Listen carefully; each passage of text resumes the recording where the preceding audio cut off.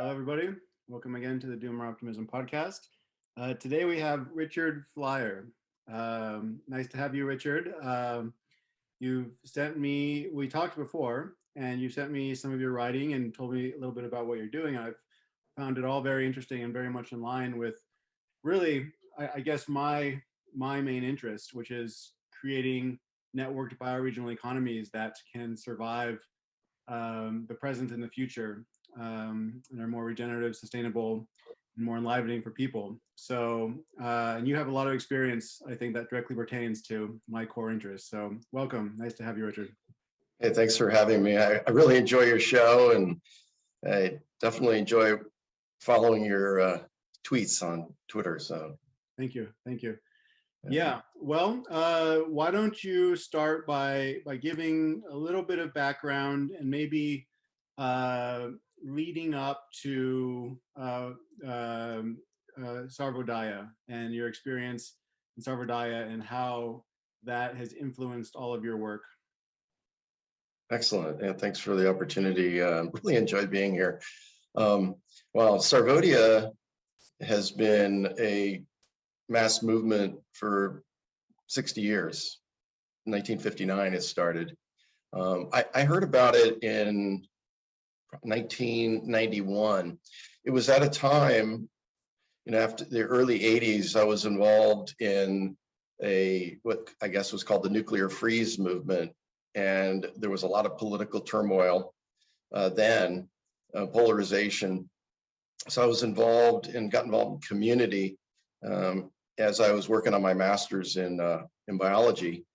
And then I was looking for alternatives that could bring people together. That's what I recognized, is that we were really divided. And I was working in a low-income neighborhood in San Diego, California at the time. We're talking like late 1980s. And what I found was it was the highest poverty area in that county of 2 million people. There were maybe 50,000, multi-ethnic community. And I just naturally responded to this division. There was a problem with gang and drug violence. There was like drug dealers on the street corner. The San Diego Police Department, they would just like drive by. I mean, we're talking about 40 people dealing drugs on the corner. And it was probably because it was within a low-income neighborhood and not in like La Jolla, which is really a wealthy community, or Claremont. I don't think they would have tolerated that there. So I started my work in connecting, and it came naturally to me because I enjoy it. I am really passionate about connecting people and organizations. And what we did at the time was realize that there was like the Black community leadership running nonprofits, and there was a Hispanic community. So this is really two distinct groups of individuals, people in that community, and they were competing for government funds to run their nonprofits. But then also the churches were also, there were Black churches and there were Hispanic churches, and there were some mixed areas. But basically these groups and people didn't work together. And then if you add the officialdom, the city of San Diego and the police department, they weren't really collaborating and cooperating to deal with this challenge. So that's where I got my first experience, really, of building what I call symbiotic networks, where you're able to bring unlikely folks together who may not normally work together for a variety of reasons, and focus on shared common interests. And as a result, we built a movement, really like a peace movement, but in the neighborhood, to deal with the problem of gang violence and all these proliferation of drug houses that were like owned by absentee landlords that didn't really care about it. So we really were able to lead that towards building, at the time, what was a food cooperative. It was a low-income food co-op. At the time, it was the second one in the United States, and then we continued. So it was that experience, and around that time, I found out about Sarvodaya, and I was real excited that there was an actual movement somewhere in the world that combined fundamental or universal spiritual values that were in our nature with community transformation, with building full-on bioregional ecosystems of organizations that were focusing in a multifaceted way on all interrelated issues in any given, at the time, villages, and now they're towns. And now they have 5,000 bioregional economies that are linked nationally. So they've continued to this day. So that was one of the major influences for me to try to translate more and more, over the last 30 years, their methods and principles. Let me just jump in real quick. So Sarvodaya, I pronounced it wrong before, even though you told me before we started recording. That's okay. My fault. Sarvodaya, so this is kind of a national bioregional network in Sri Lanka, correct? Yes. Yeah, okay. And so can you talk a little bit about kind of the context of Sri Lanka in general, kind of the historical context? And I know that in the news lately, there's been reports of energy crisis, economic collapse, various things. How is Sarvodaya, kind of in response to these historical factors and today, how is it kind of, I imagine it's providing, kind of a mutual aid, mutual support network when the larger macro structures are kind of breaking down. I'm just curious to get more context there. Yeah, sure. I was there for almost 6 months this year. Came back to the US early June. And I'd liken it to Sri Lanka's like the canary in the coal mine. Yeah. Globally. And that was the insight I had as I was watching this steady, like almost like forced drawdown, forced, less use of fossil fuels, diesel and gas, and then their power, and then the other economic problems that they have. But the larger context is they have a colonial history. So they achieved independence late 1940s, kind of alongside like India at the same time. And they just had a sequence of leaders that, especially in the last 30 years, have seemed to have been dominated by some particular families, wealthy families that are focused on extraction rather than just public service. And it sounds familiar because I think that's happening globally. So that's not unique to Sri Lanka, but there it's an island nation, 22 million people, and they've been struggling with a civil war between a group in the north and then in the south, which is dominated by the other ethnic group, the Sinhalese. So there's been some inherent conflict post-independence between these ethnic groups, but also between the various religions. So it's primarily a Buddhist country. And that's been a challenge. But so even during the Civil War, Sarvodaya provided a stabilizing influence in that they would bring together people and resources and communities across that divide between the North and the South. Recently, it's very, very interesting kind of side story is that the government made this impetuous decision, which was a good decision in terms of you had like a phased in approach, but overnight they went to full on organic. So the challenge with that strategy is that there was no phase in, like 5 years. It was immediate. So they immediately had a 30%, within 6 months, 30% reduction in their rice crop. So there were protests by farmers about this policy probably a year and a half ago. And that was just the beginning. And then if you add some large infrastructure projects, for example, pretty much identifying and selling this prime real estate next to the capital to the Chinese for their use and use Chinese money to build a big port. So there were these huge multi-billion-dollar projects. So there's a lot of financial mismanagement. So probably fast forward early this year, that's when the problems started with lack of funds, from the government, and they had an import-export policy shifting, and it just has been declining ever since. So they have pretty much not been able to pay their foreign debt. So there are power outages up to 13 hours a day while I was there. You've got fuel lines, like people like trucks getting diesel. Like some days diesel is not there, you're waiting 5 hours. Just average person who's using gas also as well. And there's like 1 million tuk-tuk drivers, that provide the taxi force for the country, and they're waiting. I mean, it's just suffering on a scale that I've not witnessed. And I was in an apartment that had a backup generator, but even that backup generator ran out of backup diesel. Right. And it's hot. It's like, mid 80s, 80% humidity. So that kind of environment, imagine not having fans, let alone air conditioning.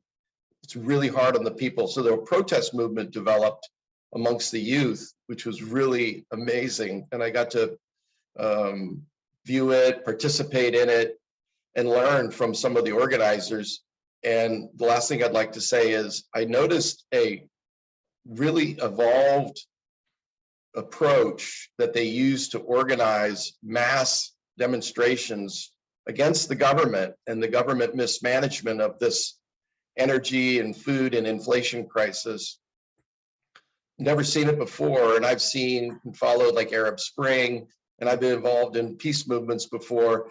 This was definitely unique in the way that they organized the protests and the activities of the protest movement.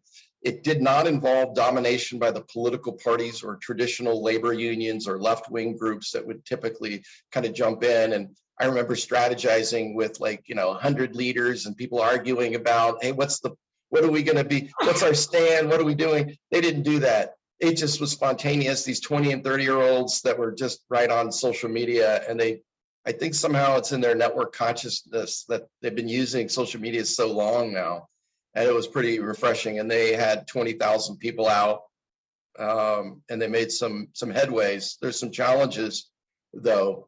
But anyway, that's the context. Yeah.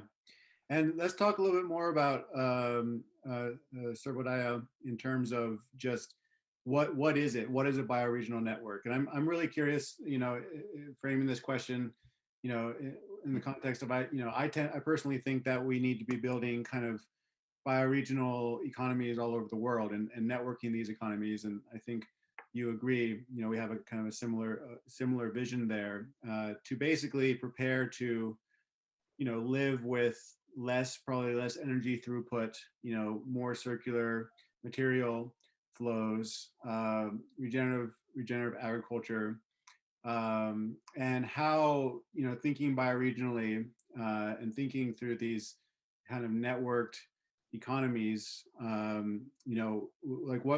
does that mean? What is that composed of? How is that different than our current economic model today? Love to chat about it. It's so inspiring to me, and it's what I saw immediately. Dr. A.T. Aryaratne, who's the founder of the Sarvodaya movement, learned about the Indian version of Sarvodaya that was promoted by Mahatma Gandhi, probably as early as the 1920s. And Sarvodaya stands for the welfare of all, and in an Indian sense. And Dr. Ari has translated it, being a Buddhist, as the awakening of all through the sharing of resources, labor, energy, that kind of thing. What's really powerful about it is the vision. Mahatma Gandhi's vision was, for India anyway, a commonwealth of village republics. And the point of it was to address the centralized economic and political power of empire, in that case, the British Empire and the Allied East Indian Corporation, which was like the major first maybe transnational corporation of the day.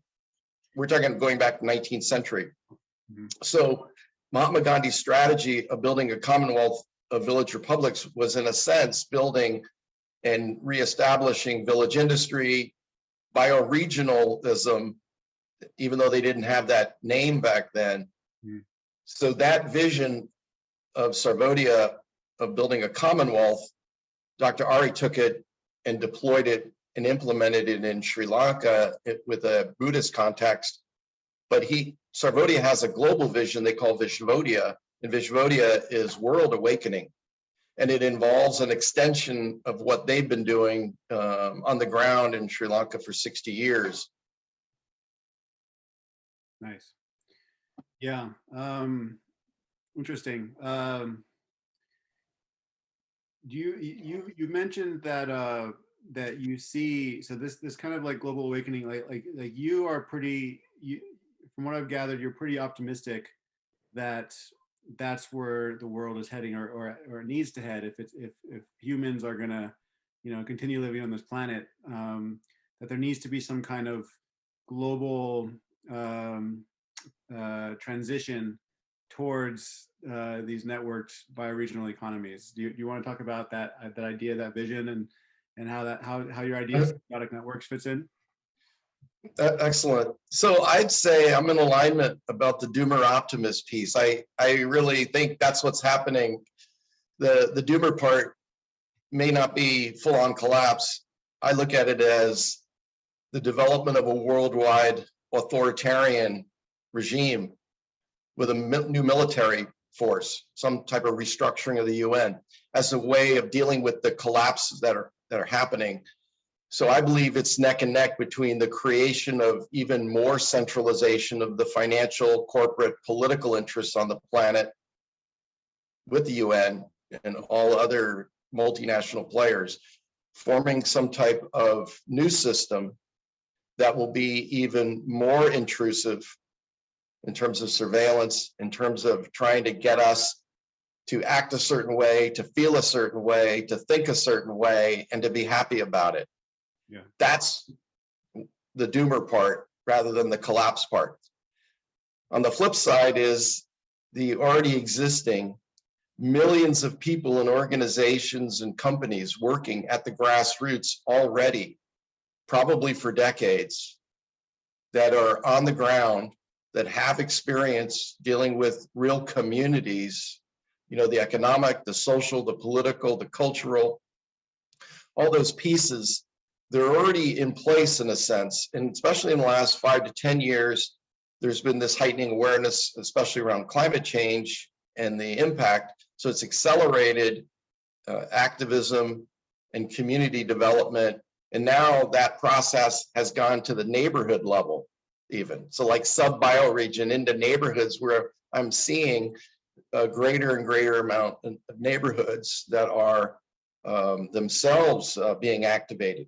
So this piece of building bioregional ecosystems isn't a matter of doing something like some new idea. It's about connecting across the tribes, the separate silos that we've organized community in. It's a matter of developing networks. I call them symbiotic networks that connect across these differences that have kept us from working collectively. And that's what I believe is the next phase, which is to take all the existing movements, networks, and organizations already doing good, and connecting that good and giving people the tools to empower themselves, networks that they name, not some external, like even a nonprofit, like even people like us that are trying to be active and activate others.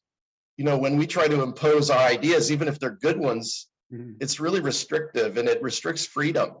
Even if we might agree with it, it's still trying to impose, quote, outside ideas on communities. And that's what I've learned from Sarvodaya, is how to help communities empower themselves so that they're owning what they're doing. They control it. There's no outside, presumption that they're part of some even like a coalition is not a good name for something like this. So that something's developing now that's new in human history, partly as a result of the digital technologies that have created a network consciousness, both locally and globally.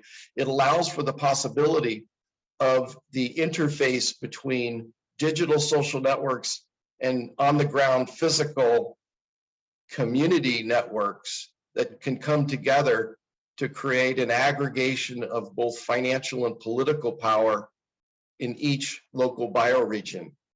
And then connecting that in some type of global trading network from the bottom up. I believe that's a strategy that will have a, how do I say it? We need a countervailing economic power to essentially outcompete, to undergrow this global economic system, not overthrow, but undergrow it using new technologies as well as new social technologies of bringing everybody together. So that's what I've been excited about. Yeah, and a while back, you had a bit of a spicy tweet talking about Sarvodaya being kind of like the largest of one of these networks and being relatively ignored by people in kind of the bioregionalism, localism space. And you had some ideas why. Do you feel like getting into that of why has this example that you see as can be an example for so many other parts of the world that are probably going to be facing a lot of the same economic challenges moving forward that Sri Lanka is. Like, why is this case study, why is this example being ignored? Is it being ignored? It's a great question. Now Sarvodaya has achieved world renown. Dr. Ari and the movement have achieved all sorts of acknowledgments. Actually, there was like a picture of Dr. Ari being received in the White House with President Clinton and at the time his wife, the First Lady, Hillary Clinton. So they were acknowledged by the Democrats, but even like the former Senator Bill Frist, a Republican, acknowledged during the tsunami, in the early 2000s that affected Southeast Asia, how amazing the work of Sarvodaya was. So that said, obviously there's been a lot of public awareness. That's one thing, but the other is I was speaking primarily about taking that model and really figuring out how to translate it, acknowledging it. Like literally, why aren't there more ambassadors from Western organizations like going there to really understand it? Now, that's true that people have gone for decades to volunteer internationally to try to understand it, but there's not been a concerted effort by a broader movement to understand and translate it. Now, part of it could be the cycle of just the history of economic development from the World Bank, International Monetary Fund, and these global organizations. Their perspective for 50 years has been top-down development from the outside. That is extremely, they impose their approach from the outside, and that's not how Sarvodaya works. So it would probably that these large global organizations, they see Sarvodaya maybe before as kind of innocuous, but they don't get the same control factor. Like if you're an outside person in planning and economic development, you're like a professional. Then if you encounter a movement that actually shows that you may not need these professionals to perform a function, they lose their status. So part of it is cultural, and it's in the cycle of the development of that whole field of economic development in the quote third world, developing context. So it's been external, it's been colonizing, and they're just not interested really. But things have changed, obviously, in the last 5 years. Things have changed in the last 6 months in terms of the war. with Russia and Ukraine in terms of how that affect global supply chains. Now, people are starting to really freak out about it. And I think that's a good thing, because now they're taking these concerns about supply chain and how do we like feed ourselves? How do we provide power and energy? How do we do that? And then they're taking those conversations back to national levels. And at some point, I believe in the next 6 months to a year, these conversations are going to be mainstream at community and bioregional levels. So that's the first thing, is I think that there's just not a lot of money in helping communities to empower themselves, because then there's not the need for the professional class of people to do that kind of economic development from outside. The other piece is those Westerners that are not development professionals, but really insightful folks in the field of regenerative community and sustainability. And I think part of it is that what we do when we develop movements, because I've been involved in social, economic, and community movements for 40 years or more. Yeah. So I've been observing this, and that is that even in movements that we support, we tend to form our own or get stuck in our own bubble without knowing it. That is, that we seek out people that are like-minded, that think like us. That's just so normal. The normal way that people form community is communities about safety. It's about comfort. It's not about challenge. It's not about like challenging your own ideas. It's about finding people that are like us. So the regenerative community movement, I believe there could be a potential expansion beyond just identifying enterprises like permaculture farming, regenerative agriculture as the only types of organizations or efforts that would be included in a movement to regenerate community and the planet. So I think there needs to be an expansion beyond the traditional just focusing on those that might be, similar in view to what we have. So basically what I'm saying is just getting together permaculture farms and other kinds of regenerative projects in a community is not enough energy in terms of the overall culture that we live in to turn this around. And it's great from the point of view of demonstrating beautiful models, and I'm part of that myself. I mean, I'm part of a regenerative ag. I'm helping to build a syntropic food forest in the North Kohala area of the Big Island of Hawaii, looking to build a local food system network in Oahu, where I'm based now. Yeah. So those are a couple of challenges. Right. What would kind of expanding the network look like? So and maybe if you want to bring in your experience in Nevada, northern Nevada, that you've written about, where you brought together all of these kind of what you call super connectors. And because I'm thinking in terms of, say, I'm thinking in terms of my region, right? And we have kind of the local food movement, and then we have basically kind of supermarket supply chains, which basically are not very local, except that their retail outlets are local. Right. And so, like, what would it look like, say, for the local regenerative food movement, say, in a place like this? Like, would we try and set meetings with supermarket managers and try to convince them to source more local food? Or like what does it look like, especially when interests, like financial interests, just seem so misaligned? Well, let me address, I think, maybe the first part of the question, which is how do we expand our existing networks of all the good that's already happening. Mm-hmm. So I saw this when we built a local economy, buy local movement in 2003. Mm-hmm. I noticed that there was a segment of folks that wanted it to be primarily a quote, green business network. Yeah. And I realized that that was a division in terms of strategy. Obviously, people were supportive of each other's work, but in terms of strategy, like how do we bring people together? There was a segment that wanted to do just green only. And we decided that that would be too limiting, and instead had from conventional organizations, nonprofits, conventional businesses, to ones that were into regeneration and that could be considered green.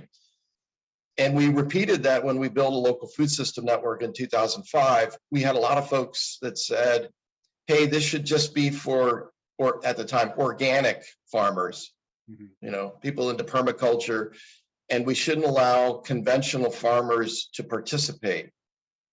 And that's why I'm talking about the silos. We decided to be inclusive. We decided that one of the values of a regenerative community, and what I've learned as a biologist and what I've learned from being in nature, is interconnection and diversity. We need that diversity.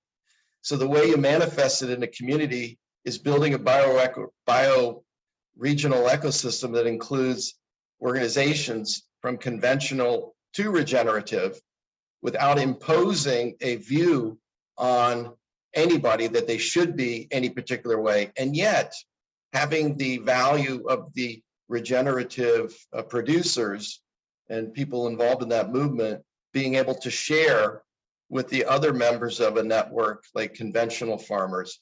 And I found that's more effective. That's what actually happened in the local food system network we built in Northern Nevada.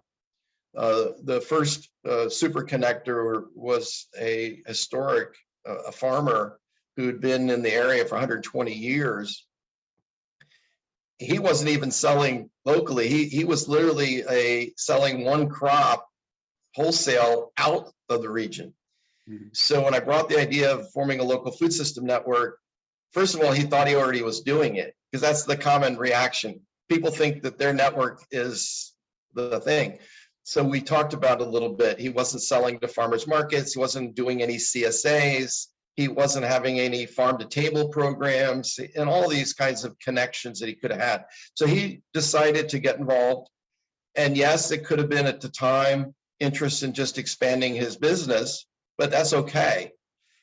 So we combined a regenerative approach with a local regional market approach.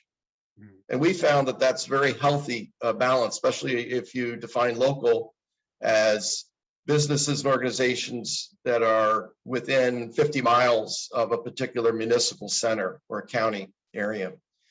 What happened with that farmer, 5 years later, every time I see him, or I'd see him like at a Earth Day, he has a booth or something like that, he's always said, oh my God, that was so amazing. He became really like the biggest, almost organic farmer in the region. Yeah. Through market linkages. He started one of the biggest community supported agriculture, CSA programs. I mean, at the time there was just one. Now there's like 10. And he wasn't interacting with farmers markets. Now he's participating. So it really expanded the capacity of his land to grow regeneratively, even though he started as a conventional farmer. So that's the first piece, which is how to strategically think of expanding a network. And then the second piece, do you want me to continue, or do you have another follow-up to that? No, continue. Yeah, the second piece is the piece that you talked about, which is the mechanics of it. Like operationally, how do you do that? How do you connect in such a way to become effective? So what we've learned, what we call symbiotic networks, and symbiosis is a term for us, is intentional mutual benefit. Everything we do as a person, everything we do organizationally in networks is done from the consciousness of intentional mutual benefit, which takes us out of our silo, which is based in our ego and what we like and our comfort and our safety and our bubbles. And it pushes us to develop these, what I call intertribal relationships with other networks. Basically, communities in general are at some level of clustering of networks. So networks themselves tend to get separated and fragmented. So the field of network science, complexity theory has been around now, and there are a number of what are called network weaver luminaries, like June Hawley is somebody that I learned from. And it's basically how to identify these network clusters. So if you take an area like food, you're talking about looking at connecting producers. So we're talking about ranchers, we're talking about farmers, talking about value-added producers like honey and other kinds of production, and connecting that to the clusters of consumers. The consumers would be like restaurateurs, grocers, they would be farmers market, community-supported agriculture programs, organic community activists, food co-op. We had a developing food cooperative at that same time that grew. Now it's one of the nation's fastest growing still to this day. Yeah. So you find all these clusters, and you have to do some type of analysis. You don't have to use software, but you can analyze networks by simply asking questions, finding out who's doing what. I was participating in an online regenerative community forum out of Zurich that Daniel Christian Wall was part of. Yeah. And they call it systemic cycles. So one of their methods for doing that is biking around in a region and just getting to know the farmers, getting to know the components of a system.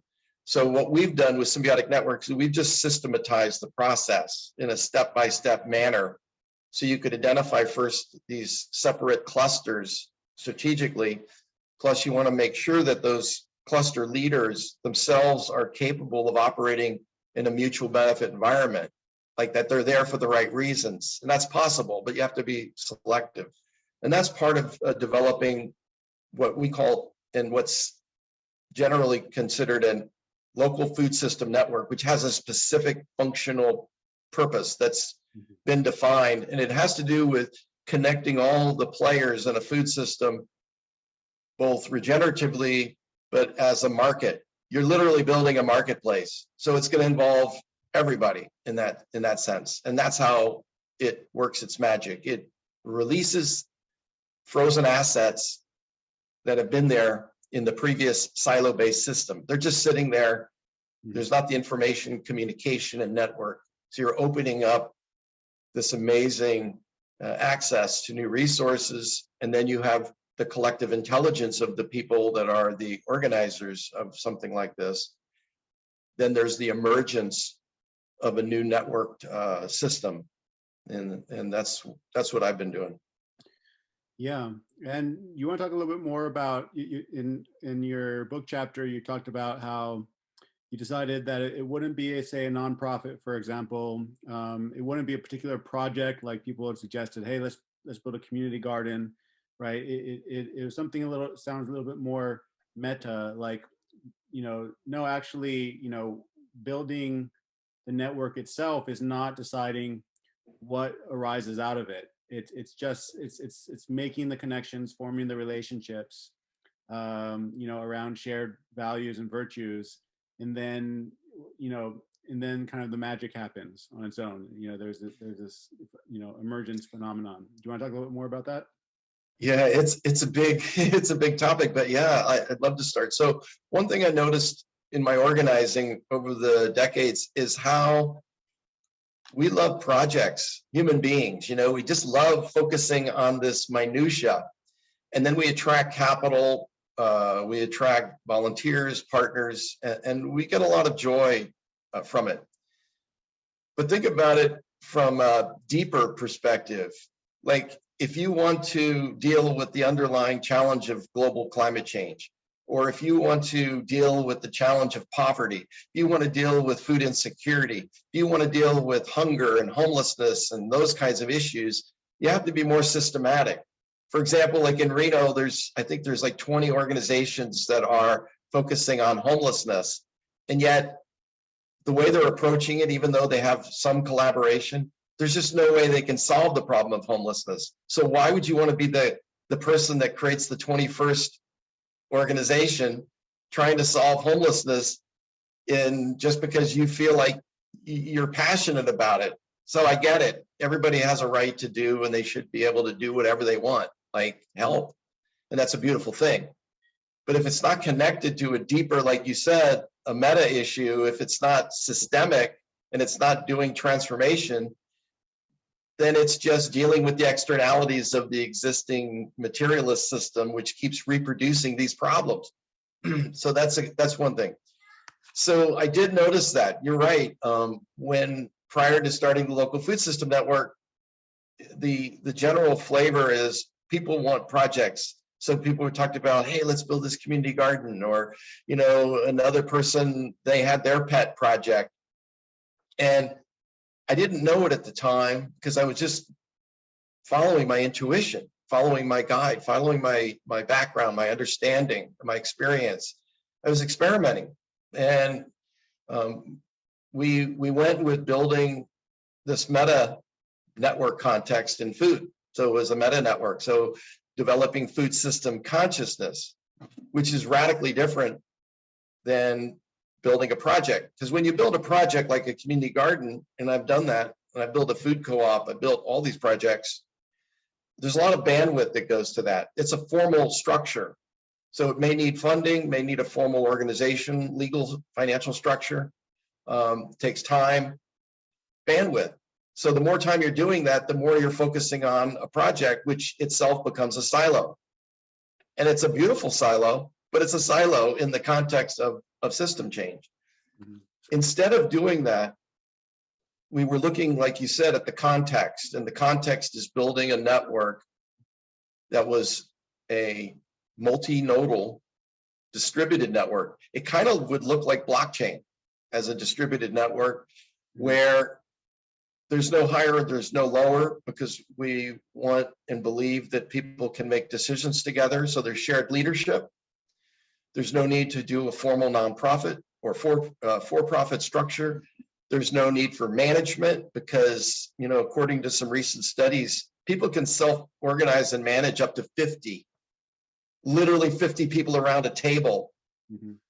without, specific, developing separate management structures. Yes, there's management committees that could be formed within a group of leaders. However, you didn't need 50 leaders to develop a local food system network. You maybe need 20 that are the basis of it. So it's what we found is that with a gentle kind of distributed network structure, especially when you have a functional purpose, which is to grow more food and to consume more food locally, which is the main purpose. When you keep it narrow like that, then it's possible to avoid a lot of the challenges of dissension and infighting and factions and egoic behavior. Yeah. And you can create this, what we call symbiotic culture DNA, which is around intentional mutual benefit. How can we do something that benefits ourselves, our organizations, our businesses, and at the same time build this meta, local food system network? Did I answer your question, Jason? Yeah, yeah. Well, let me let's unpack this a bit more. So me personally, I'm I've spent the last couple of years being in a new place, new bioregion in Southern Appalachia, and I'm very interested in I'm still, I feel like, in a fact-finding phase where I'm just trying to understand the layout, right? Just trying to meet people, understand the various organizations that are devoted to kind of local food systems, bioregionalism in general. And I've been thinking for a while that, I think a role that I could play, because I also see myself as a person who, with the ability to kind of connect across silos. I've called this mimetic mediation in the past. A role that I could help play is connecting organizations that are already doing great work, but unfreezing those assets, intellectual, physical assets, cultural assets, and, helping, logistically, just kind of figure out where the bottlenecks are in the food system. How can things be improved? How can it become more resilient, more regenerative, all of these things. And I think a lot of people in Doomer Optimism Network are interested, particularly in local food systems, as well as local material, other kinds of goods and crafts and things. But for the people listening and myself who kind of want to help be one of these catalysts for these symbiotic networks, where do we start? It's just a matter of calling up various people in various organizations, farmers, and just start having conversations and start kind of talking about creating these networks? Like, how do you advise people in different regions to kind of start if they want to be a catalyst? That's a great question, and that's really my passion and what I'm here for. And what here to do is to support that kind of local empowerment. And I am building a training guide into my book that's going to have it step by step, like do this, step two, these are the principles, these are the values, kind of gentle guidelines, if you will, but also steps on how to hold the first meeting, what is the process? Because there's so many ingredients to building a network in a way that's symbiotic, that it's a challenge for us to know how to do in our I'd call it a parasitic extractive culture. So that's my biology, right? Yeah. Parasitism, that's what everybody's used to. Everybody's used to it being about dominance and a taker culture, where you feel or believe or are taught in media or politicians or business or religion, wherever you get it from the milieu of our culture, that in order to get ahead, you have to take. So that itself is a challenge. So first of it, before getting into the methodological, do this, then do this, it's grounding in what are universal principles and values, and to align yourself with those and to consider it. The good news is the values and principles of symbiotic culture generally are universal, and they're found in every culture, every religion, every spirituality, and it also is included in civic and secular culture. Even atheists could agree with them, like the golden rule. Like literally, before you start bringing people together, it's important to have an operating system of values and principles to guide how we are treating each other. So that's the first piece that's really important, is the psychological preparation to get in that head and heart space. For example, when I brought the food system leaders together, and the way that I did it was in a respectful way, in a way that acknowledged these principles and values. And I didn't look at it mechanistically, like, oh my God, the sky is falling, we've got to do this. That was one thing. So I got to check myself. I wanted to identify myself with being a power for unifying my community, because I cared about it. I cared about the place that I live. So that was my allegiance, was to the people, the place, the life forms. And for myself, it would be, a transcendent experience. For me, it was spiritual. For you, it might be something, might be called something else. But that was important to get that alignment. So that's the general first step. And we go into those principles like the golden rule, about keeping things local, about local empowerment, about building decentralized organisms, not a new organization. Those are principles, both on a personal level and a collective level, to get alignment on. So assuming there's agreement on that, and I guess we'll see, right? But they've been effective. It's a step-by-step approach. Is you do an inquiry process, and I go through that in endless detail in what I'm laying out, what I'm going to share. But it's more like identifying key super connectors or clusters. That's the first step, is very important. For example, in Northern Nevada, I think there were maybe 10 farmers markets run by owners of these farmers markets or organizations that were running these farmers markets. Instead of me bringing all 10 of those leaders together, instead I thought, wow, there's this nonprofit that actually is a coalition of all of those farmers markets in the entire region. Now that person is highly leveraged.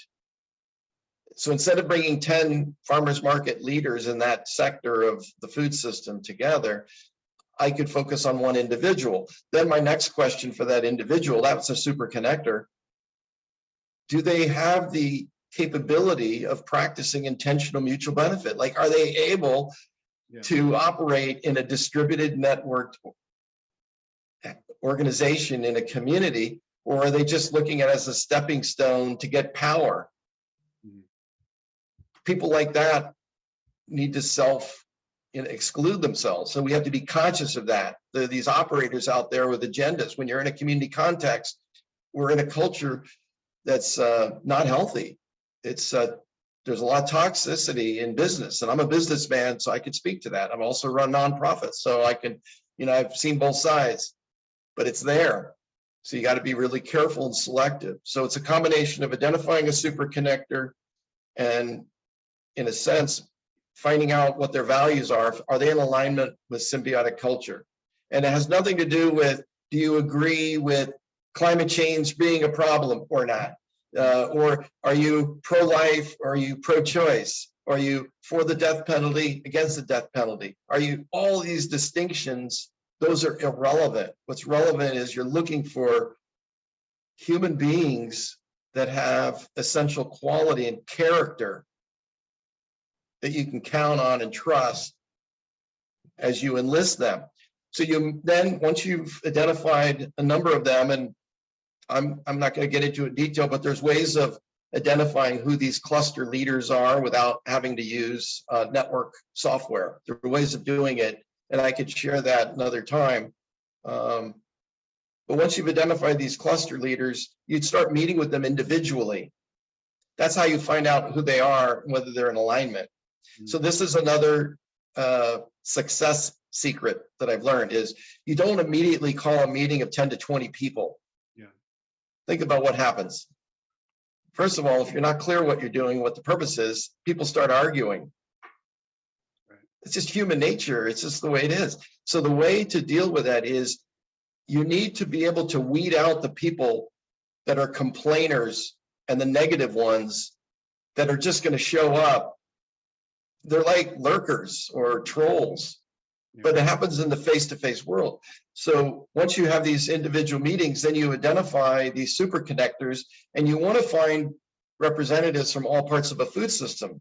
So you don't want to get all farmers together, because that's not building a market. You need farmers, you need restaurateurs like consumers, you need other stakeholders. So once you do that, then you'd have your first meeting of 5, then you build alignment on the principles and values and the goals, and how we're going to conduct ourselves, how we're building this network, what the leadership qualities of a network like this are. And a local food system network is a really specific thing. And the first thing you would do is you would want to find out whether there is such a thing in your region. And what'll happen invariably, so you put in, like, literally Google local food system network, and like, what's your town or county? Me? Yeah. Boone, Watauga County. There you go. You put in that county, local food system network, literally Google it.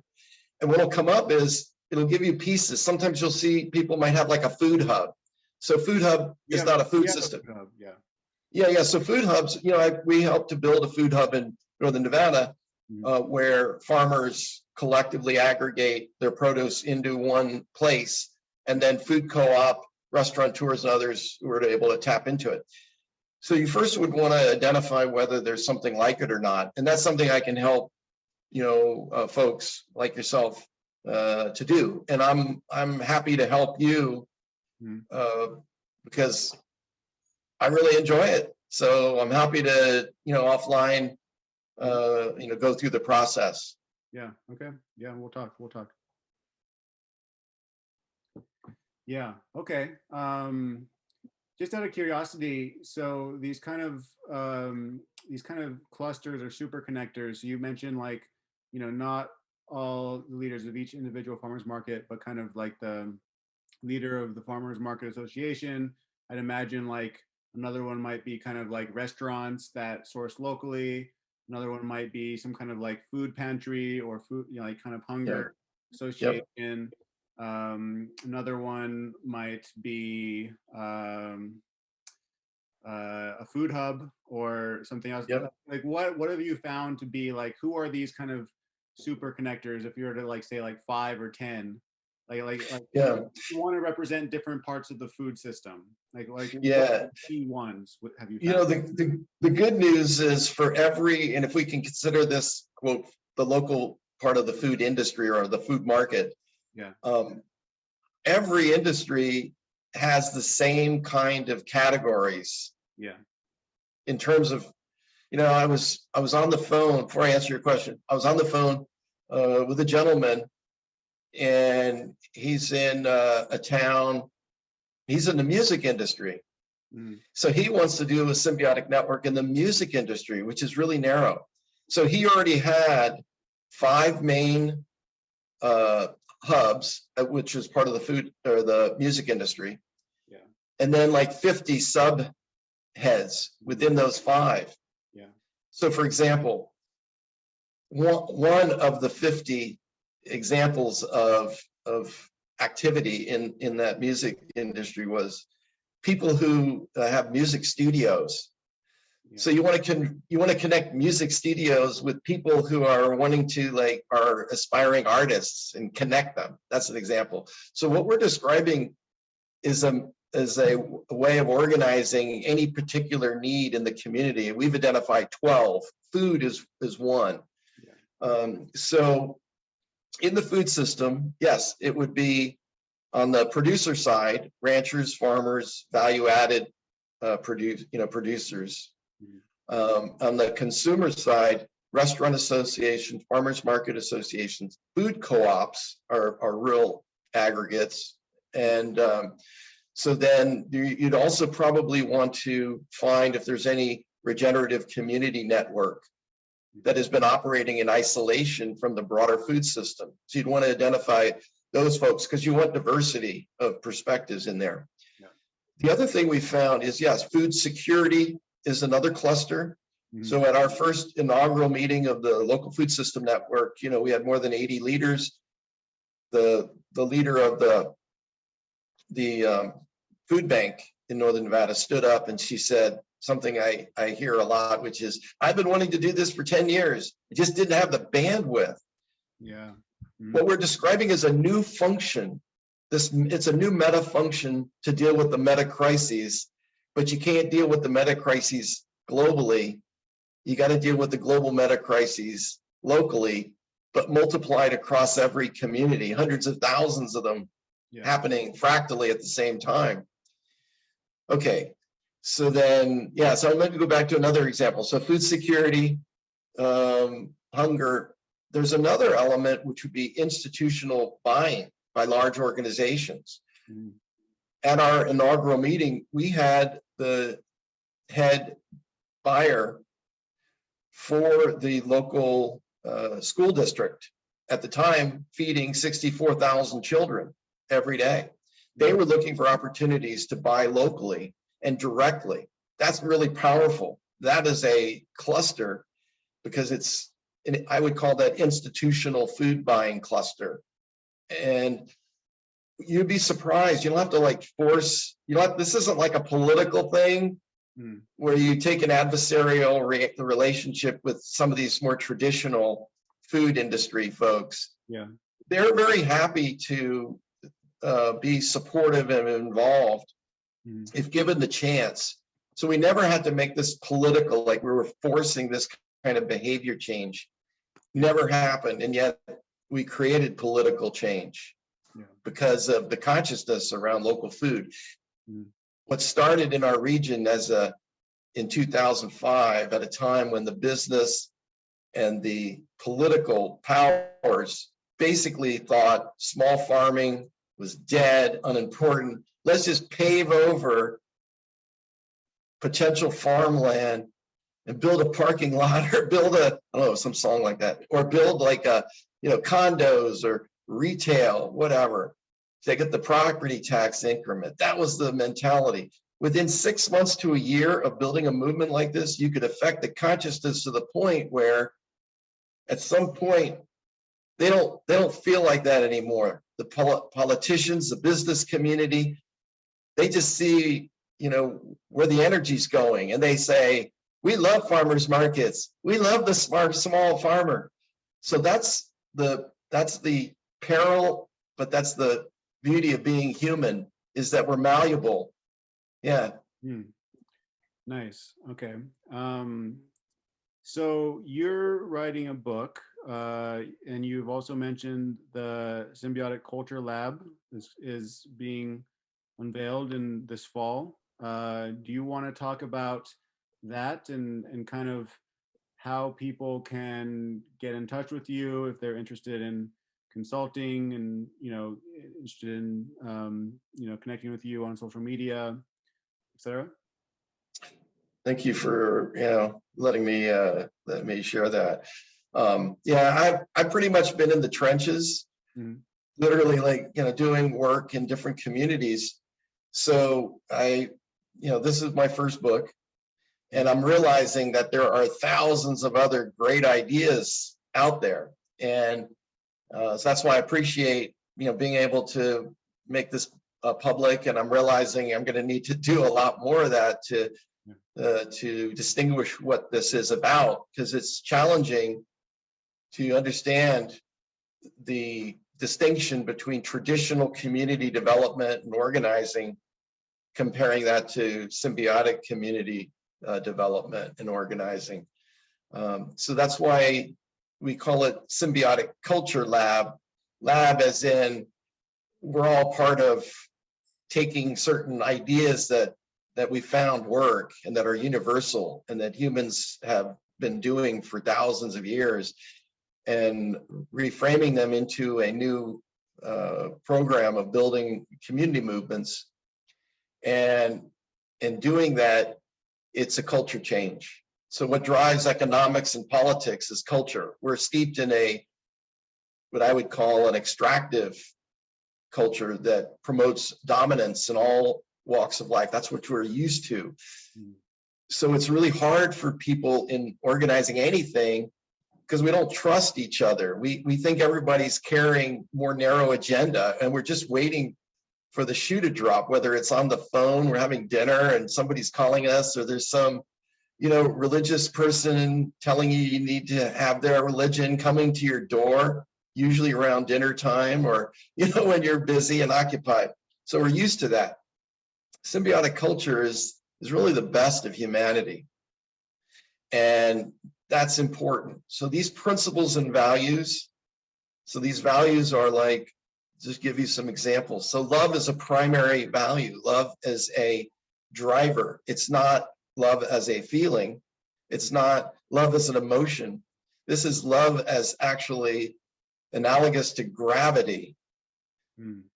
Love is the glue that connects everything from the subatomic level to the foundation of galaxies and solar systems and our planet.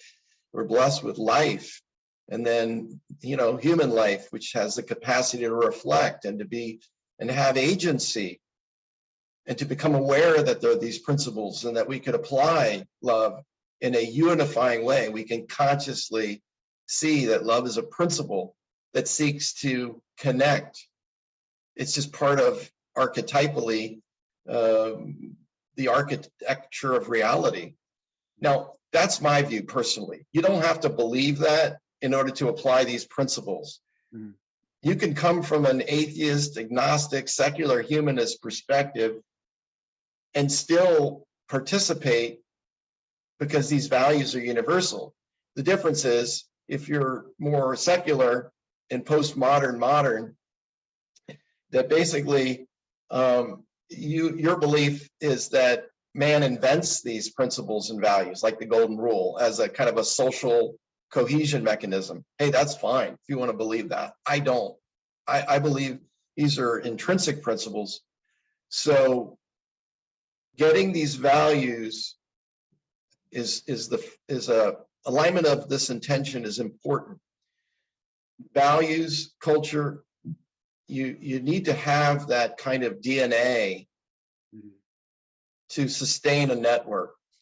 And that's the one thing I learned from Sarvodaya, is what makes them the most powerful, movement on this planet for making change with millions of people involved, is they have shared values. They're fortunate.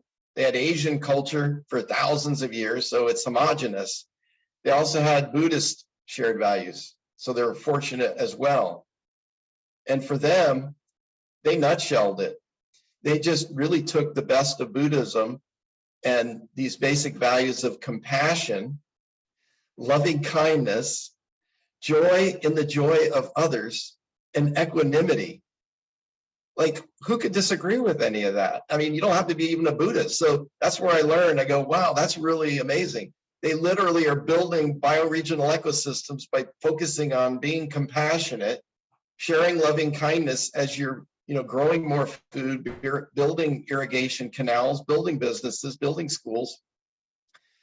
You have equanimity, that is, you have a balanced state of consciousness, so that you don't when you're organizing community, you apply that value, that part of our character, our nature, so that you can be balanced and you're not like freaking out emotionally or getting mad at people and all those things that we do when we try to organize community. So that's why those are important. So it's the value part and the principle part that's important distinction of what this is compared to other community development.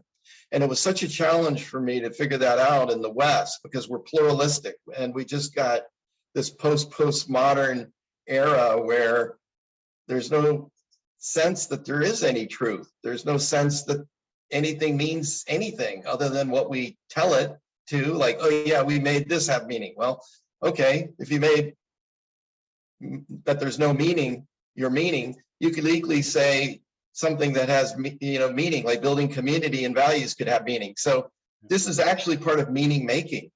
But instead of this being meaning making from the outside, it's like collective sense making in the community, where the people, they're empowering themselves by a gentle container to create meaning for them, to build their own vision. And I believe it's how you're going to build a global movement. But there's no need to build a global movement like in the old way, which is you build some network and you build a nonprofit, you raise a ton of money, and you got all these slick, glossy, whatever, infomercials. That's not what this is about. In order for this to grow fractally, it has to be left with the gentlest container from which people build networks to empower themselves, that they name, that they control. Nobody owns that outside of that community. They do. That's key. So that's the first part of symbiotic culture, the values that are the glue. The second part that I learned from Sarvodaya is bioregional ecosystems are hard to do because it requires us to create trans-tribal relationships. And it's something that we just don't like as people. We want to be with our cool people, like-minded people. I saw a post on Twitter that really got to this point by somebody in the Web3 movement that was really cool. And it's something that I feel as well. And I'm not looking for like-minded people who agree with me. I'm looking for like-hearted people. Yeah. Because ultimately, it's the heart-to-heart connection between us. That's the only thing that's real. Anything that's intellectual, political ideologies, religious belief systems, those are imposed and are just structures and constructs that people have made, but it takes away from the human connection. So the other aspect, yes, of building these ecosystems, which is the second part, is these networks develop in a certain way And that's the second piece that Symbiotic Culture Lab, I'm encouraging this and wanting to partner with both local but also global organizations who, we're all trying to do something very similar. Yeah. And my piece is really narrow, which is how do you help people get along to the point where they can collaborate, what it takes to collaborate, and then what it takes to build these networks. That's the piece that I'm focusing on. I'm not really focusing on like a 5-year economic plan, or I have no like bioregional vision or I'm not a philosopher. I'm not a political scientist. I'm not an expert in any of those things, but I do know about community, and I do know what works, and we have some good models out there to work with. So that's the hope. Yeah. No, that's really interesting. I mean, I'd like to think that, the Doomer Optimism network we're building is kind of, it has a core set of values which have to do with reviving community and cultural life, has to do with, environmental sustainability, has to do a lot of, most of the time with like relocalization. And these are, and that's a pretty broad container, though. We find that, there's a lot of people kind of, I would call the eco left, that are kind of part of it. And there's also people who are kind of reactionary right wing who resonate with it as well, and everything in between. Yeah. And there is conflict within there because inevitably a lot of these other issues come up. People might follow each other because they're sharing, garden posts, and then they'll fight about abortion or something else. But because there's this kind of larger framework, but at the same time, it's not completely open either, right? Because there are other ideologies or other frameworks that are, say, much more neoliberal or techno-utopian in nature, that we just kind of fundamentally disagree with. And so I guess I'm asking, like, it doesn't seem like you can be so broad that you're eventually just going to give up any of your, all of your values, right? We don't want to make artificial distinctions, and we don't want to discount real differences that people care about, but finding kind of the right frame of like, what is it that most of us want? And how do we go about pursuing that, even though we might disagree in many other issues? But there is still some containment there. There is still some distinction of like, we are responding to, the industrial food system, which we think is destructive. We are responding to kind of, globalist trade regimes that are neo-colonial and extractive and exploitative of cultures around the world, right? Like, we aren't incorporating those views. So there is still some distinction. I wonder if you want to just respond to that. Everybody come in, all of your ideas are great, then it just becomes like a mush. Well, so that's not how the symbiotic network is. It's functional. Yeah. Because it's functional, it's laser beam focused on functions. So one function, if you relate to food, is how can we get everybody in the local region to start producing more food and consuming more food? How do we make the connections to increase our capacity, which has all these global ramifications? As everybody, your viewers probably know about, the average food item takes all this transport. So that's part of it. There are a lot of people who don't agree that that should be a priority. Like, they'll say, no, global trade of food is more efficient. If this region shouldn't focus on producing more food. I got you. Efficient, producer of that particular item. Everyone should be regionally specialized. Iowans should produce corn, soybeans, and that's it. There are a lot of people who believe that very strongly, and so this is probably at least believe that you want to do what you're saying. Yeah. So I get it, and there's a lot of different names for movements trying to achieve localization. There's regenerative community, there's localization, there's bioregionalism. Another one that I probably am connected to more, but I don't identify with any ism, but is cosmo-localism. So that probably addresses what you're saying, which is the idea of building up a local economy, a bioregional economy, isn't in contrast to operating either, having regional, national, or global production, right? It just means that if you look at the economic and political power dynamics of centralized authority on this planet, local communities are like vassal states we're being extracted from. So no matter what your political point of view about it, at least in the initial phases of just increasing your local economy, your local food production, is something that it's just the people who want to do that will do that. The ones that have different political beliefs or ideological perspectives, they can join a group of people that are in favor of neoliberalism, or they can go join their group.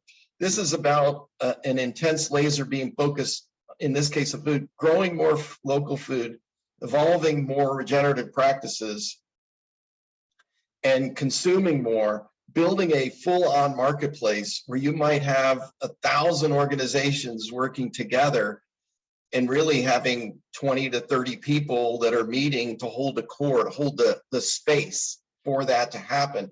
The magic happens on its own. Yeah. So that's the first thing. The other thing about differences is by coming together, you're right, this isn't to gloss over and pretend that differences don't exist. Mm. This is literally, though, a reframing of how we connect, because the existing order, the centralized global system, wants us polarized into our separate divided camps, because a dominant system, divide and rule, has been in existence for thousands of years. Even James Madison, the founder, one of the founders, indicated that that's the best way to go. And that's probably why we ended up with a strong federal system in the US, is they believe that. Politicians of all stripes want to believe that. But it requires us to be divided. So the idea of coming together isn't to come up with some common religion or common political ideology. It's literally survival. Yeah. And it's literally to deal with the challenge that both right wing and left wing could see, or no wing could see, in centralized power and authority. They're taking us off the cliff. They're driving us with this culture that's taking us off and driving us up to extinction. It's this acceleration of these negative factors that can be turned around simply by getting people who are in alignment together first. That's why it's important to do that. An example is I ran into this evangelical Christian, more right-wing political pastor in Reno. Turned out he was an elder organic farmer. Like, he had this literally amazing permaculture thing behind his church. I had a guy who was this neo-pagan, used to wear like bells coming to business meetings that would, jingle, and he had a permaculture regenerative school. They would never have met, but I got them together and they connected. Yeah. Will the pastor ever be supportive of gay marriage? Probably not. Will the neo-pagan guy ever build trust that this, pastor is not going to impose his other values, whatever he might have? Probably not. Doesn't matter. It's irrelevant. What's relevant is production. What's relevant is practicing these values and making stuff happen. Yeah. No, that's great. That's kind of a big thing we focus on in the Doomer Optimism sphere is that, there's a lot of people out there, what I call galaxy brains, who are trying to develop kind of the intellectual frameworks for the transition, and that's great, but at the same time, focusing on, our basic life support systems and how we can support each other in those, has to come first and will increasingly have to come first in the future. And that's something that a lot of people can organize around, right? You want safe, healthy food. You want to not destroy the ecological base that will your grandchildren to be able to do the same thing. Right? This is something that a lot of people from many different political, ideologies all over the spectrum can kind of get on board with. And so that's, focusing on that, we found to get a lot of traction. So that's part of it. The other is the human part, that we really need to practice whatever spiritual development a person may be coming from or none. Mm. In order to build this kind of collaboration and new culture, it's not easy. We really need to be able to keep our focus on and eyes on the prize of what we're doing, rather than going back to creating factions and fighting each other. To know how to not do that is important, and it takes daily practice. I'll give you one concrete example. My wife and I are shopping to, have an unfurnished apartment here. We went to the Salvation Army thrift store because we wanted to get used, recycled stuff and support them. So I'm sitting there, I found this office desk that I'm on right now, and I say, oh yeah, I like that. And it seems like a lot of people in there were like really trying to get their stuff. So I went away, I kind of made it so that it was not going to be sold. And my wife found these two cool Japanese lanterns and said, oh, well, that's really cool. They were in a place nobody could see them. So I stuck them on the desk, right? I stuck them on the desk. And of course, somebody came along. So this elderly guy with a mask on, he was like breathing hard, and he was kind of ambling over. And he made a beeline for my lamps, and I was going to go over, literally, this is natural. I was going to go over and tell the guy, hey, those are my lamps, dude. And my wife looked at me and she goes, come on, he's an older guy, he wants those lamps. So kind of halfway on the way there, I said, sir, you're welcome to take those. And he goes, really? Okay. And then that's the beginning of the story, and I'll make it quick. So then he put them aside. Later, I was trying to find a mover for the table, and I was sitting there talking on the phone. They were going to overcharge me like $500 for like 2 hours or something. And this older guy happened to be sitting next to me. He goes, I've got some guys working on my house. I've lived up here for 40 years, and I think they might be available to have a truck and move you. Mm-hmm. So the guy invited us to his home. We're strangers. My wife and I go to his place an hour later. We're in this really amazing kind of compound. And the guy started saying, hey, do you want this art piece? Do you want this? I got like a painting from him. It was really cool. He had some other things that we might need. It literally takes, to do what I did, takes awareness. Okay. I'm not saying I'm a good person at all, but I just have to think about it because it's important to me. I want to be in that headspace, in that heart space. That's trust. I had to trust that if I give up those lamps right then and there, that the way this universe works, whether it's God or whether it's some other thing you believe in, that we're taken care of, that's trust. But it's also compassion. I had compassion. This is an older guy who's having trouble breathing. He wanted the damn lamps. So it's like, okay, cool. That reduced this wall of the ego from around me. It made me more permeable and open. I was able to do intentional mutual benefit. Yeah. And it resulted in a 10-fold value exchange. For the value he got of those lamps, I got a 10-fold. Plus, the guy apparently was part of some statewide nonprofit that gave free legal service to poor people. He's connected, and he wants to make local food part of the entire state of Hawaii. I literally ran into a guy that has 40 years of local connections, and that's how it works. Mm. It's not a science. It's more responding to your heart and being intuitive. And that's what emergence is about. It's not for everybody, because we like structure. We like to do it this way, but you have to be open to however you want to call it, something higher working, whether it's our bioregion, whether it's God, whatever you call it, it doesn't matter. What matters is that we need to open up to this type of space in order to be effective at building true community collaboration. So it's more than just intellectually agreeing on climate or an environment. It's these inter values that are key to it. Beautiful, beautiful. Well, I think that's a good place to wrap up. We'll put, you can send me any contact information if people want to connect with you. We can put those in the show notes. Okay, I excellent. also invite you, if you ever want to host a podcast, usually when we interview people, they're now qualified to, Okay. if you want to be super connectors that you want their voice to be heard and you want to host them on this platform, you are welcome to do that. So I just wanted to make that offer to you as well. Well, thank you. This has been great, Richard, inspiring. So I appreciate that. Thank you. Any last words? Hey, let's follow up. Any practical help in your region? I would love to support any kind of, give you some tips on how to build, say, a local food system network. And also, thank you for doing this, and thank you for Doomer Optimism.